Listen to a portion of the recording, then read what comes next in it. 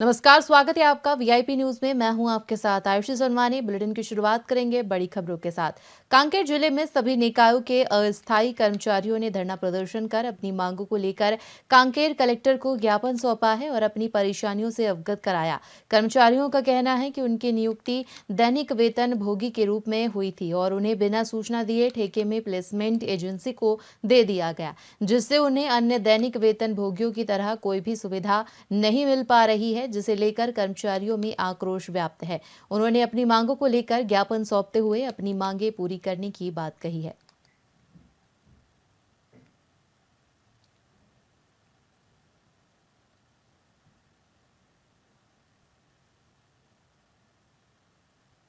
Housing Kashyap निकाय के placement कर्मचारी संघ के मैं अध्यक्ष हूँ और अधिकारी के नाते मेरे सभी कर्मचारी भाई 19 तारीख से अपनी मांगों के लेकर के आज हमारा 14वां दिन हो गया और हम लोगों की मांग है कि हम लोग 2015 हम लोग दैनिक में थे। सफाई कर्मचारी से हूँ। हम लोग का जो मैं रेखा बान की सफाई कर्मचारी से हूँ। जो हम लोग का मांग है वो जायज है। हम लोग इतने साल से काम कर रहे हैं, हमारे प्रति कोई आश्वासन अभी तक मिला नहीं है। 14 दिन हो गया हम लोग काम कर रहे हैं। बच्चों लोगों का भविष्य हम लोग ठीक से बना भी नहीं पा रहे हैं। मेरा नाम द्वारका प्रसाद कुसरिया है। मैं 26 वर्ष से नगर पालिका कर्मचारी हूँ। 26 वर्ष होने के बाद मेरे को नियमितीकरण का लाभ देने के बजाय सरकार मेरे को प्लेसमेंट एजेंसी को ढकेल दिया है और जिससे हमको शासकीय लाभ मिल नहीं पाता है। ये शायद सरकार बोलती है कि विकास करेंगे, क्या हमको ठेका में दे के विकास करना चाहती है। मेरा नाम कांकेर में डटजेना कलार समाज ने एमएमआई हॉस्पिटल रायपुर के विरोध में रैली निकालकर प्रदर्शन किया।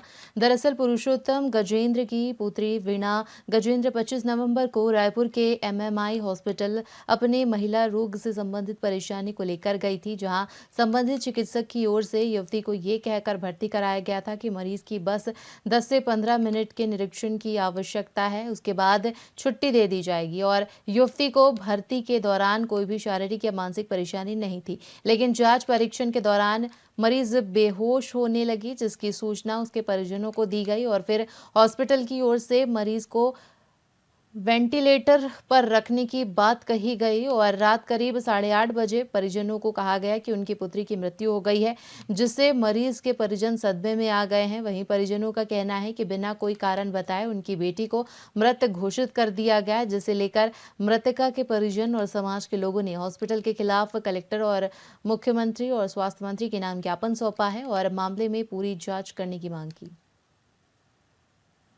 तारीख को 8-9 बजे के आसपास उनके द्वारा सूचना दी गई कि आपकी पुत्री जो है उनका देहांत हो चुका है। तो अस्पताल प्रबंधन ऐसा क्या किए कि जो स्वस्थ बच्ची जो सामान्य उपचार के लिए गई थी उसका मृत्यु जो उस अस्पताल में हुआ, तो कहीं न कहीं ये जो है अस्पताल प्रबंधन की नाकामी और लापरवाही के कारण हमारी बहन की जान गई है। तो हम ऐसे अस्पताल प्रबंधन के खिलाफ में आज माननीय कलेक्टर महोदय को ज्ञापन सौंपे हैं, माननीय मुख्यमंत्री और माननीय स्वास्थ्य मंत्री के नाम। उससे बहुत ही हम पीड़ित हैं। हमारे बच्चे को इंसाफ न्याय मिलना चाहिए और प्रबंधन की लापरवाही व्यवस्था से हमारी बेटी वीणा गजेंद्र की जान गई है और इसके लिए अस्पताल का जितना भी प्रबंधन है, जो डॉक्टर है, उनको जेल होना चाहिए और कड़ी से कड़ी कार्रवाई होना चाहिए। तो बोले नहीं, हाफ कर देते हैं कर उसको 2.5 लाख की, और 2.5 लाख करने के बाद फिर बोले जब यहाँ पर बच्ची को आप लोगों ने मार डाला है उसके बाद आप 2.5 लाख की बात करते हैं। ऐसा जब बोला गया तो फिर उसको माफ कर दिया गया पूरा राशि को। जब अगर सही इलाज करते तो ये घटना नहीं होता। इसलिए पूरा समाज उसकी जांच के लिए, न्यायिक जांच के लिए मांग करती है। अगर 15 दिन का समय दिया गया है कलेक्टर महोदय को और अपने मुख्यमंत्री और स्वास्थ्य मंत्री के नाम से पत्र भी लिखा गया है, और अगर नहीं होता है तो 15 दिन के बाद समाज उग्र आंदोलन के लिए तैयार।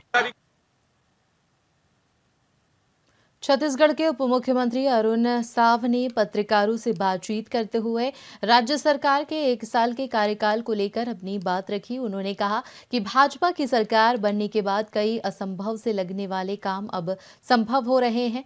वहीं साव ने बताया कि प्रधानमंत्री नरेंद्र मोदी की गारंटी और राज्य सरकार के दृढ़ संकल्प के तहत सभी प्रमुख मुद्दों पर तेजी से काम किया जा रहा है। साथ ही उन्होंने विशेष रूप से किसानों के लिए 3,100 रुपए प्रति क्विंटल की दर से धान की खरीदी का जिक्र किया और इसे किसानों के लिए एक बड़ा कदम बताया। इसके अलावा उन्होंने छत्तीसगढ़ पीएससी में हुए घोटाले की जांच और शहरी और ग्रामीण विकास के कार्यों को लेकर सरकार की प्रगति पर भी चर्चा की।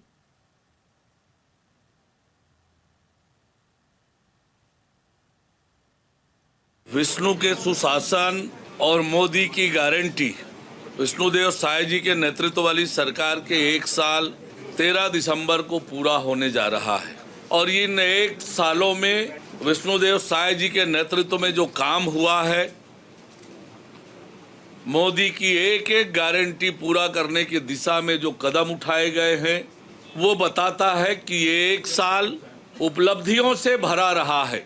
असंभव सा लगने वाला काम भी विष्णु के सुशासन के माध्यम से हमने पूरे किए हैं। चाहे 70 लाख माताओं और बहनों को महतारी वंदन की राशि देने का मामला हो, 12 लाख किसानों को 2 साल का रुका हुआ बोनस देने का मामला हो, 3100 रुपये प्रति क्विंटल धान की कीमत देने का मामला हो, एक मुश्त राशि देने का मामला हो, चाहे पीएससी घोटाले का सीबीआई जांच का मामला हो, तेंदुपत्ता के बोनस का मामला हो, ये सारे बड़े वायदे हमने 1 साल में पूरे किए हैं। विष्णु के सुशासन और मोदी की गारंटी, विष्णुदेव साय जी के नेतृत्व वाली। खबरों में फिलहाल इतना ही। बने रहिए वीआईपी न्यूज के साथ। मुझे दीजिए इजाजत। नमस्कार।